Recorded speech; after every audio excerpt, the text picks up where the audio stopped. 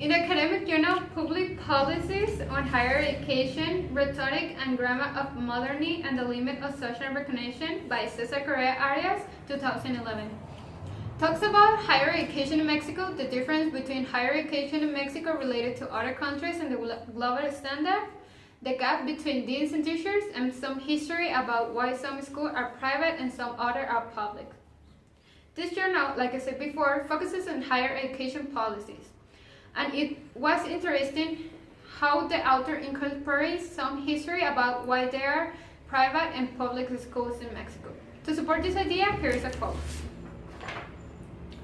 Towards the middle of the 1980s, Latin American universities were impacted by economic crisis and adjustment programs, a factor that limited public financing possibilities. End of the quote.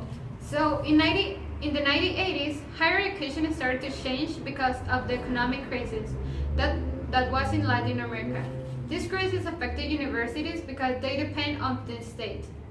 So when in the 1980s, private school released and this school were specialized in certain areas. Another interesting point of this article was the gap between teacher and high position members. I want to start this with a quote. You made me believe that you pay me fair and I pretend that I work well. End of the quote. University of Guadalajara, CUCEA, Mexico, 2007. This quote can explain all the education that is in Mexico. Lately, there are several protests against the Secretary of Public Education or by its acronym SEP. This protest has a valid reason, but when these protests are so regularly, makes parents and even students uncomfortable with the system of education that Mexico has. A few years ago, the SEP wanted to evaluate the teachers in public school, and this was a great idea because there are some teachers that only goes to the classroom and does not teach anything or do not teach correctly. But like always, there was a protest against this idea.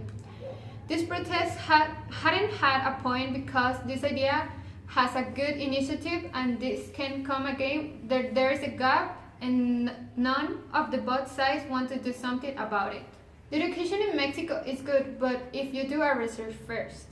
For example, my mother did a research about what were the best high schools in my town and she only had two options. One of them was the only one that she knew was a good school and the other one is in the middle of good and bad. When I entered to the high school that my mother chose, my cousin entered to the second option that my mother contemplates. At first, I thought that my high school exaggerated too much in how they teach, but when I did my first evaluation in that high school, I did pretty well. And my cousin that was telling me that his high school was way better than mine and that they do not pressure too much their students didn't get the same scores as I did. As a result, there are good schools in Mexico that follow the education policies, but you need to search for them. If I wanted to improve education in my country, I will encourage teachers to be tested to see their knowledge of the subject. And if they get a good grade, they will stay in this high school. And if they fail, they will need to assist to a tutoring session for one semester until they get a good grade. This idea is like the one that the SEP wanted to improve years ago, and I still think that this idea is a good improvement. So this is the only thing that I want to tell about my opinion, the article, and what I will improve in Mexico education. Thank you.